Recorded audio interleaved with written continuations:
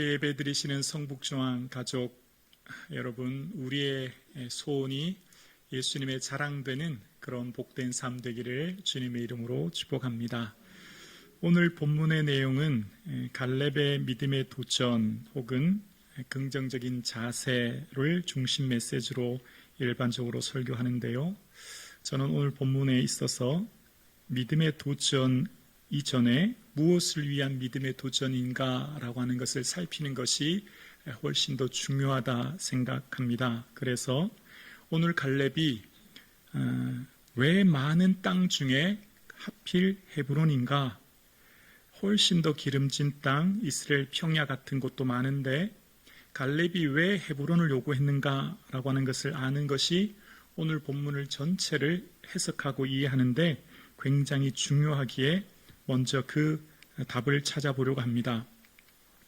85세 된 갈렙은 여호수아 앞에 나와 지금 이 산지를 내게 주소서라고 이야기하는데요. 그것은 13절에 보면 헤브론이라는 것을 알 수 있습니다. 하나님께서 가나안 땅에 들어간 이스라엘에게는 제비를 뽑아서 그 땅을 분배해 주셔서 그들이 기업이 되게 하셨거든요. 그런데 여호수아하고 갈렙은 조금 특별한 은혜를 입습니다. 그래서 그들이 밟는 땅을 그들에게 준다고 약속하셨고, 그래서 하나님께서는 그들이 요구하는 땅을 주셨다는 걸 알게 돼요. 여호수아 19장에 보면 여호수아는 딥낫세라를 성읍을 요구하고 그래서 그것을 하나님은 주게 되고 그것의 성읍을 건설하게 됩니다. 그러니까 좀 특별한 은혜를 입은 거지요. 그렇다면 갈렙도 똑같은 겁니다. 갈렙도 원하는 것을 딱 찍으면 그것이 내 성읍이 되는 거예요. 그런데 오늘 왜 하필 헤브론인가 라고 하는 것입니다. 그 헤브론은 해발 930m 위에 있는 견고한 요새요, 그곳에는 아낙 사람들이 살고 있다고 하는 것을 본문은 이야기합니다. 그런데 오늘 본문을 이 헤브론을 요구하는 것을 이해하기 위해서는 45년 전으로 시간을 먼저 거꾸로 되돌아가 봐야 합니다. 바로 가나안 정탐 사건, 12정탐꾼 이야기인데요. 그때 가나안 12정탐꾼이 가나안의 경로를 보면 왜 헤브론인가를 오늘 본문에 깨닫게 됩니다. 민수기 13장 21절에 보면 가나안을 정탐했던 사람들이 가나안의 가장 남쪽인 신광야부터 가는데요. 민수기 13장 21절에 이런 내용이 있죠. 이에 그들이 올라가서 땅을 정탐하되 신광야, 가장 남쪽이거든요. 신광야부터 하맛 어기 르홉, 여기는 헬몬산이 있는 가장 북쪽입니다. 북쪽까지 이르렀다는 겁니다. 우리로 말하면 거제도에서 무슨 저기 백두까지 다 한번 올라갔다는 거예요. 근데 그 중간 경유지가 등장합니다. 그 경유지가 어디냐면 민수기 13장 22절에 보면 또 네겝으로 올라가서 헤브론에 이르렀으니 라는 표현이 나옵니다. 바로 중간 지점, 가장 남쪽 신광야부터 중간 예루살렘에서 아래쪽 30km 정도 떨어진 헤브론이라는 곳에 도착하게 되었다는 것을 기록합니다. 그러면서 자세한 설명을 덧붙입니다. 헤브론은 애굽 소안보다 7년 전에 세운 곳이라 그곳에 아낙 자손 아히만과 세세와 달메가 있었더라 라는 표현을 쓰고 있는데요. 자, 헤브론에 대한 소개를 하면서 소안이라고 하는 애굽의 소안이라고 하는 것을 소개합니다. 그래서 애굽의 소안은 어떤 곳이냐를 보면 시편 78편 12절에 애굽의 소안에 대해서 이런 소개를 합니다. 옛적에 하나님이 애굽 땅 소안들에서 기이한 일을 그들의 조상들의 목전에서 행하셨으되 13절에 그가 바다를 갈라 물을 무더기같이 서게 하시고 그들을 지나가게 하셨으며 라고 이야기합니다. 그러니까 애굽왕 바로가 소안이라고 하는 도시에 있었고 거기서 있을 때 그들을 이끌어내실 때 홍해 가르는 사건을 시편은 기록하고 있는 것이죠. 그러니까 애굽의 소안이란 도시는 힉소스 왕조 당시에 이집트의 수도였습니다. 정치, 경제, 사회, 문화의 수도 중심지였고 그곳에는 당연히 바로의 궁궐이 있었겠지요. 그런 거대 도시 애굽의 소안하면 모든 사람들이 다 아는 강대국의 도시였는데 그 소안을 이야기하면서 그 소안보다 무려 7년 전에 세운 역사적 도시가 헤브론이다 라고 하는 것을 소개합니다. 그만큼 헤브론은 역사적으로 오래된 도시고 많은 사람들에게 알려진 도시라고 하는 것을 얘기하면서, 자, 그런데 그곳에 누가 살고 있었냐면 아낙 자손 아이만과 세세와 달메가 있었더라 라는 이야기를 합니다. 그러니까 정탐을 하던 중에 중간에 헤브론이라는 도시를 딱 갔더니 이게 웬일입니까? 그 도시가 엄청나게 크고 두께가만 11m가 넘는, 그리고 2m가 넘는 거인종이 살고 있더라는 겁니다. 그래서 그것을 보고 돌아온 12명의 정탐꾼 중에 10명이 뭐라고 하죠? 우리가 그 도시를 다 둘러봤습니다. 그런데 그곳에는 아낙 사람들이 있었고 아낙 사람들의 거인들이 있었습니다. 아낙 자손의 거인들이라는 표현이 나와요. 중간에 헤브론 성읍에 갔더니 그곳에 있는 아낙 자손들이 거인족이라 도저히 갈 수 없다라고 하는 얘기를 이제 하게 됩니다. 그래서 그 보고 때문에 온 백성은 원망하게 되고, 그 보고 때문에 결국 걸림돌이 되어서, 그러니까 헤브론 성에 살고 있는 아낙 사람들이 걸림돌이 되어서 장정 60만이 광야에서 방황하다가 다 죽게 되는 사건이 있었던 것이죠. 자, 그렇다면 이제 오늘 본문을 새롭게 이해할 수 있는 것이죠. 왜 헤브론인가? 바로 이스라엘 백성들의 최대 걸림돌이 되었던 성읍이었고, 그 45년 전에 갈렙은 똑똑히 보았습니다. 우리 민족을 절망하게 했던 성읍, 모든 백성들이 광야에서 방황하며 죽게 했던 그 성읍, 그래서 언젠가는 내가 이 성읍을 반드시 무너뜨리리라 라고 생각했고, 그래서 오늘 본문에 보면 이 산지를 내게 주소서라고 이야기합니다. 저는 이렇게 의역할 수 있다고 생각합니다. 내게 맡기십시오, 이렇게 해석할 수 있다고 생각합니다. 왜일까요? 민수기 33장에 보면 너희가 만일 그 땅의 원주민을 너희 앞에서 몰아내지 아니하면 너희가 남겨준 자들이 너희의 눈에 가시와 너희의 옆구리에 찌르는 것이 되어 너희가 거주하는 땅에서 너희를 괴롭게 할 것이요 라는 표현이 나옵니다. 가나안 땅에 살고 있는 원주민 7족속을 다 몰아내지 않으면 너희 눈에 가시가 된다, 다 몰아내야 돼, 아니면 너희를 괴롭게 할 거야 라고 말씀하신 것이죠. 자, 그렇다면 지금 이스라엘이 이 헤브론을 점령할, 갈렙이 헤브론을 점령할 당시의 상황을 볼까요? 오늘 본문의 문맥 전체를 살펴보기 위해 바로 앞장인 13장을 살펴보아야 되는데요. 13장에 보면 여호수아가 늙음에로 시작합니다. 여호수아가 이미 나이 든 할아버지가 되었다는 겁니다. 그러니까 이제 나이가 많이 들었지만 나이 든 상태인데 하나님께서 여호수아에게 내가 나이 많아 늙었지만 얻을 땅이 아직 많이 남아있도다, 그런 표현이 나와요. 여호수아는 아직 나이가 많이 늙었고 아직 점령하지 못한 땅이 있는데 그 중에 하나 특별히 헤브론이 남아있는 것입니다. 만약 이 헤브론을 그대로 남겨두면 그들에게 찌르는 가시가 될 것이 뻔하기에 민족의 골칫거리와 문제거리, 또한 지도자 여호수아의 문제거리인 이 헤브론을 누가요? 갈렙 자신이 그것을 취하여 그들을 쫓아내기로 마음먹는 것입니다. 그냥 두었다가는 다시금 국가적 위기가 생길 것을 우려했던 것이죠. 그래서 갈렙은 내 힘이니 그때나 지금이나 같다라는 표현 속에서 마음의 자세가 굉장히 긍정적인 것을 알게 되어, 또 하나는 실제적으로 그렇게 육체의 힘을 길렀을 것이다, 준비했을 것이다, 그렇게 생각됩니다. 마치 헬스장에 가면 연세 드신 어르신들도 바벨을 무거운 걸 드는 것처럼 이날을 위해서 준비하는, 목표를 향해, 비전을 향해 준비했던 모습을 보게 됩니다. 그러면서 정확하게 45년이 지났죠. 광야에서 38년, 가나안 정복 전쟁 7년을 지나면서 이제 45세가 된 것입니다. 그런 갈렙이 이제 85세가 되어 이미 나이가 많이 들었고 해발 930m 고지대에 있는 요새에 그곳에 살고 있는 사람들은 신장이 2m가 넘는 전사들인 그곳에 갈렙이 그 땅을 요구하고 있는 것입니다. 바로 그 땅을 통해서 하나님께서 살아계심을 드러내기 위한 믿음의 도전이 시작되는 것입니다. 그 믿음의 도전인 이유가 뭡니까? 바로 민족을 위한 문제를 그가 제거하기 위함이란 것을 기억해야 됩니다.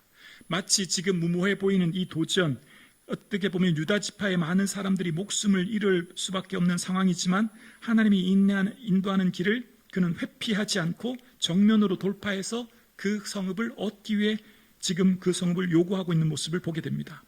오늘 예배하는 저와 여러분, 하나님께서 원하시는 뜻, 하나님께서 우리를 인도하시는 길은 어떤 길일까요? 우리는 대부분 하나님께서 우리를 인도하시는 길이 넓고 편안하고 쉬운 길을 가기를 다 원하고 있습니다.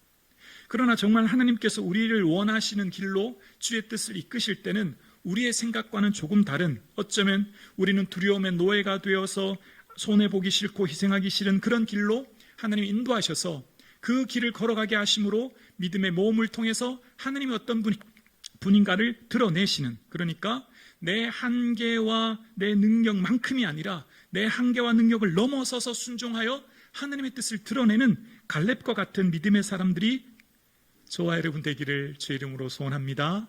우리는 내가 지어놓은 한계만큼, 이만큼이면 돼 라고 하는 생각 속에서 주의 일을 위해 헌신하고 살아가죠.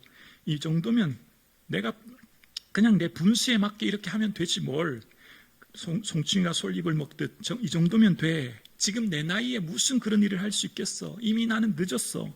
내가 해본 적도 없는 길을 내가 어떻게 해 라고 하는 스스로를 안주하며 스스로에게 외치는 그 음성 속에 하나님께서 우리에게 말씀하십니다. 믿음에는 한계가 없다는 것입니다. 하나님을 신뢰하고 나아가는 사람들, 하나님을 향해 큰 꿈과 비전을 품는 사람들에게는 그를 통해 하나님의 위대한 역사를 이루실 줄을 우리는 반드시 믿습니다. 오늘 예배 드리시는 사랑하는 성도님, 2026년도가 이제 한 달 앞으로 다가왔습니다. 여러분 새해에 어떤 꿈과 비전을 품고 계신지요? 특별히 예수 그리스도를 위해 어떤 꿈과 비전을 품고 계신지요? 예수님이 기뻐하시는 어떤 꿈과 비전을 지금 여러분이 품고 그것을 향해 도전하고 시도하십니까? 오늘 함께 예배 드리시는 저와 여러분의 삶 가운데 나와 내 가정을 넘어 예수 그리스도를 향한 위대한 꿈을 꾸는, 비전을 품는 저와 여러분 되기를 소망합니다. 아멘이시죠? 하나님께서 우리에게 주신 믿음에는 한계가 없어요. 하나님께서 믿고 의심하지 말라 그대로 되리라 말씀하실 때 하나님께서 우리에게 믿고 순종하면 바위덩이가 옮겨지리라, 혹은 언덕이 변하게 될 거야, 집 한 채가 사라질 거야, 그런 차원으로 말씀하신 게 아니에요. 누구든지 이 산더러 들리어 바다에 던져지리라 하면 그 하는 말이 이루어질 줄 믿고 마음에 의심하지 않으면 그대로 되리라. 하나님 뭐라고 말씀하셨죠? 산이 들려 바다에 던져진다 말씀하시는 거예요. 우리의 고정관념과 질서를 넘어선 하나님의 믿음은 내 자신을 넘어선 하나님의 역사를 경험하는 것이죠. 믿음은 나의 믿음의 크기를 최대한 넓히라 말씀하시는 거예요. 산이 들려 바다에 빠진다는 겁니다. 어쩌면 좀 황당무계한 것 아닙니까? 얼토당토하는, 정말 가당치도 않은 얘기 아닙니까? 그러나 하나님께서 우리에게 요구하시는 믿음의 방식입니다. 나의 방법과 생각, 경험을 넘어 계산하며 사는 것이 아니라 믿음으로 도전하고 실행하라 말씀하시는 거예요. 여러분, 계산한다면 이스라엘이 광야를 나갈 때 하나님, 광야에 빵 공장이 어디 있습니까? 광야에 상점이 어디 있습니까? 우리가 뭘 먹습니까? 라고 했겠지만 하나님께서는 너를 애굽 땅에서 인도해낸 여호와 내 하나님이니 너는 입을 크게 열라 내가 채우리라 말씀하십니다. 애굽에서 인도해낸 그들에게 너희들이 입을 열면 하늘에서 만나가 내려져서 옷이 헤어지지 않게, 발이 부러뜨리지 않게 하나님 책임져 주신다는 거예요. 그래서 믿음은 계산을 넘어서는 것이지요. 어떻게 가능할까요? 나 자신을 보면 불가능합니다. 나는 무능하죠. 할 수 없어요. 그러나 오늘 예배하는 저와 여러분, 우리는 누구입니까? 우리는 질그릇같이 깨어지기 쉬운 연약한 존재입니다. 그러나 고린도후서 4장 7절 말씀처럼 우리가 이 보배를 질그릇에 가졌으니 이는 능력의 힘이 큰 것이 어디요? 하나님께 있고 우리에게 있지 아니함을 알게 하려 함이라. 능력의 힘이 큰 것이 누구에게 있습니까? 살아계신 하나님께 있습니다. 하나님이 우리의 능력이십니다. 하나님이 우리의 의지가 되십니다. 하나님이 우리의 해답이십니다. 그래서 우리는 하나님을 믿는 믿음으로 꿈꾸며 바라보며 나아갈 것입니다. 하나님께서 우리에게 주신 꿈을 꾸고 나아가는 저와 여러분의 삶에 우리가 할 수 있는 최대의 꿈을 꾸며 바라볼 수 있기를 주의 이름으로 축원합니다. 하나님, 우리 아들 대기업에 취업하게 해주세요를 넘어서 하나님, 우리 아들이 대기업을 창업하는 아들이 되게 해주세요. 아멘이십니까? 하나님, 우리 가게가 2호점 3호점 내게 해주세요. 스타벅스 만호점까지 있다고요? 그럼 우리 가게도 100호점 1000호점 내게 해주세요. 아멘이 잘 안 되죠. 하나님, 우리 교회 성북중앙교회 2026년 세례 주는 성도님들이 10명 20명 세게 해주세요. 아니요, 100명 20명 세례 주는 교회 되게 해주세요. 아멘. 아멘이십니까?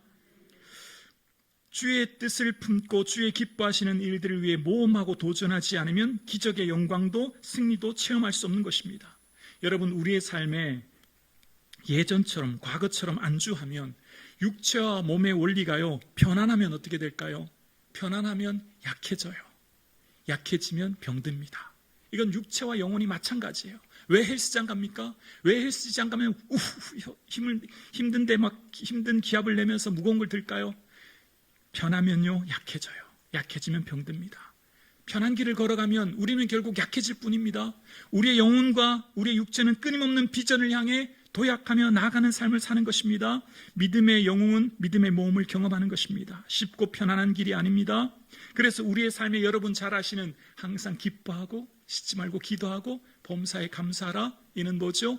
이는 우리를 향하신 그리스도 예수 안에서 우리를 향하신 하나님의 뭐죠? 뜻입니다. 근데 그 뜻이 어떻게 이루어지죠? 데살로니가전서 5장 24절, 우리가 좌우하는 말씀 그 구절 다음에 나옵니다. 우리 함께 고백하실까요? 너희를 부르시는 이는 미쁘시니 그가 또한 이루시리라. 하나님의 뜻을 우리가 품으면, 기뻐하고 감사하고 즐거워하면 그 뜻은 주님이 이루시는 거예요. 주님이 친히 이루어 가시는 겁니다. 미쁘시다는 말은 신실하다는 말씀이거든요.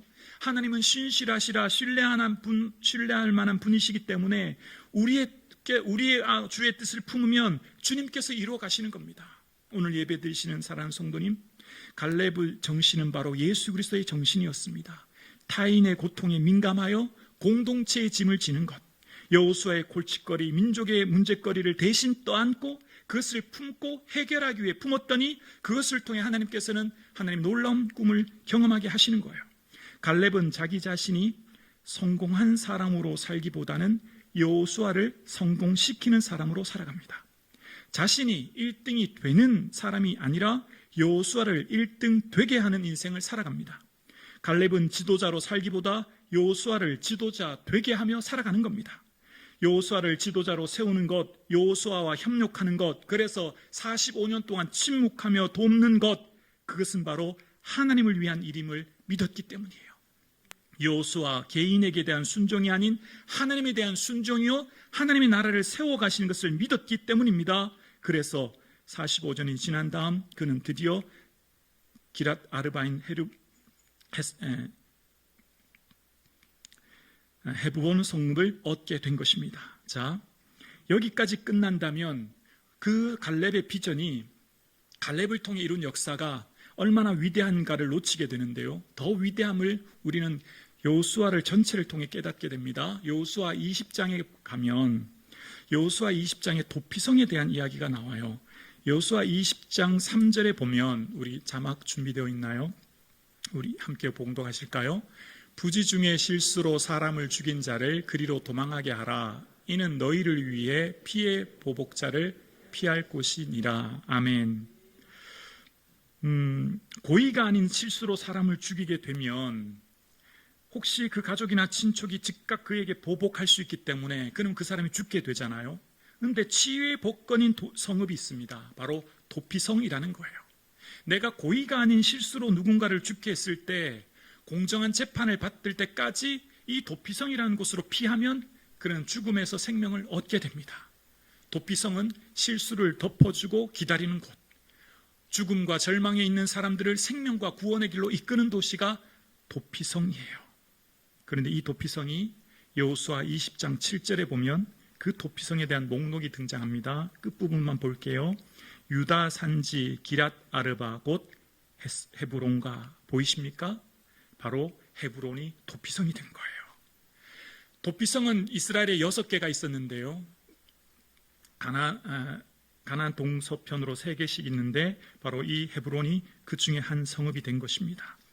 생명을 구원하는 성읍이 헤브론이 된 거예요. 과거는 이스라엘을 절망하게 했던 성읍, 도시. 그러나 그 도시를 갈렙이 품고 떠안을 때 그 도시는 희망의 도시, 생명의 도시로 변화되는 것입니다. 이게 성경이 우리에게 말씀하시는 말씀의 원리예요. 여러분, 민족이 절망하는 절망의 도시 헤브론을 갈렙이 구하여 취합니다. 거룩한 비전이죠. 민족의 아픔을 품는 것입니다. 민족의 타인의 아픔에 공감하는 것입니다. 그것을 내 아픔으로 떠안는 것입니다. 그랬더니 그곳은 생명의 도시로 변화되는 거예요. 마치 아골골짜기가 소망의 문으로 삼아주시듯이, 마치 십자가를 품었던 예수님이 부활의 영광을 경험하듯이 눈물골짜기로 지나면 그곳이 많은 샘이 되게 하시는 거예요. 오늘 함께 예배드리시는 사랑하는 성도님, 2027년 여러분의 꿈은 무엇입니까? 여러분 비전은 무엇입니까? 여러분, 나와 내 가정을 넘어 타인의 아픔을 품고 타인의 아픔이 내 아픔으로 공감되어지고 내 것으로 품을 때 하나님께서는 그것을 생명과 위로와 은혜의 공동체로 변화되는 역사가 나를 통해 있어질 줄로 우리는 믿습니다. 그래서 여러분, 우리는 한 민족보다 큰 것입니다. 사람은 민족보다 큰 것이 우리 사람이에요. 산을 들어 바다에 던진단 말은 무슨 말씀입니까? 너희는 민족을 품는 자들이다. 너희는 단순히 내 개인만을 위해 사는 존재가 아니야 라는 말씀입니다. 여러분, 요셉이 애굽을 품었더니 어떻게 됩니까? 가나안의 애굽의 7년의 굶주림 속에 수많은 사람이 아사의 위기에 죽어야 될 그 위기의 순간에 요셉이 애굽을 품었더니 애굽의 수많은 사람들이 생명을 얻는 것입니다. 여러분, 모세가 애굽을 품었더니 어떻게 됩니까? 모세가 히브리인들을 품었더니 어떻게 됩니까? 노예의 고통 속에 있는 히브리인들을 장성하여 그가 그 민족을 품었더니 노예로 억압받던 착취받던 그들이 자유인으로 해방되는 역사가 일어나는 것입니다. 여러분, 우리는 민족보다 큰 것이 바로 성도입니다. 성도는 대한민국보다 크고 열방보다 큰 것이 바로 나입니다. 여러분, 예수 그리스도를 위해 크고 원대한 꿈을 꿀 수 있기를 주의 이름으로 축원합니다. 바울이 로마를 품었더니 로마의 생명의 복음이 선포되는 것입니다. 함께 예배드리시는 사랑하는 성도님, 여러분은 한 민족보다 크고 온 세계 열방보다 큰 것이 바로 우리입니다. 아멘이십니까? 2026년을 새롭게 바라보십시오. 더 이상 나와 내 가정만을 위한 존재가 아닌 대한민국을 위해, 온 세계 열방을 위해 주님 말씀하여 주옵소서. 주님 기뻐하시는 뜻이 무엇인가요? 말씀하시는 그 뜻에 비록 가는 길이 험하고 위험하고 어렵지만, 어쩌면 손해와 어쩌면 고생의 문이 있을 수 있지만, 그러나 주 앞에 부르심에 순종하여 갈 때 우리 앞에 그 절망의 헤브론이 소망의 헤브론으로 변화되는 것을 우리는 경험하게 될 줄로 믿습니다. 갈렙의 믿음의 도전은 바로 예수 그리스도의 정신이었습니다. 타인의 고통에 민감하여 반응하여 그 짐을 떠안는 것. 예수님께서 말씀하셨죠. 인자가 온 것은 섬김을 받으려 함이 아니라 도리어 섬기려 하고 라고 말씀하십니다. 갈렙의 비전은 민족을 섬기기 위한 비전이었습니다. 개인이 지도자가 되어 자신의 이름을 드높이기 위한 비전이 아니라 민족을 섬기며 낮아지는 것. 예수님께서 대속물로 주시기 위해 오셨던 것처럼 자기 자신을 온전히 내어놓음으로 통하여서 그 공동체를 살리기 위한 비전, 그것이 저와 여러분 비전 되기를 주의 이름으로 축원합니다. 그래서 우리는 무익한 종이라 하여야 될 것을 했을 뿐이라 고백하는 그 은혜의 고백이 있을 수 있기를 주의 이름으로 축원합니다. 여러분, 어떻게 85세가 된 노년의 갈렙이 타인의 고통에 민감하여 안주하지 않고 그 꿈을 품을 수 있었을까요? 광야 38년, 어쩌면 억울한 시간이었을 것입니다. 난 자신은 믿음의 고백을 했거든요. 근데 그것을 어떻게 견뎠을까요? 여러분, 여호수아가 지도자가 될 때 어떻게 갈렙은 비교의식에서 벗어날 수 있었을까요? 그도 충분히 지도자의 자질이 있지 않았습니까? 그러나 그는 그 모든 것을 견뎌내며 인내하는 45년의 시간을 견뎌내고 헤브론을 품었습니다. 왜 가능할까요? 민수기 14장 24절에 보면 내 종 갈렙은 그 마음이 그들과 달라서라고 이야기합니다. 이게 마음이라고 하는 히브리어 원어는 르아후라는 단어인데요, 성령이라는 의미입니다. 갈렙은 성령의 사람이었습니다. 성령의 사람이었기 때문에 늙은이가 꿈을 꾸듯 85세 된 갈렙은 안주하지 않고 민족을 향한 꿈을 꾼 것입니다. 절망의 도시 헤브론을 끌어안고 희망의 도시로 바꿔낸 것이죠. 오늘 예배하는 저와 여러분, 2026년을 준비하는 저와 여러분의 삶에 성령 충만함의 은혜를 사모할 수 있기를 주님의 이름으로 축원합니다. 성령 충만함의 은혜를 사모하는 저와 여러분의 삶에 성령께서 우리에게 주시는 그 위대한 꿈을 꾸어 주께서 주시는 우리의 제한을 넘어 하나님의 위대한 역사를 경험하는 저와 여러분 되실 수 있기를 주의 이름으로 축원합니다.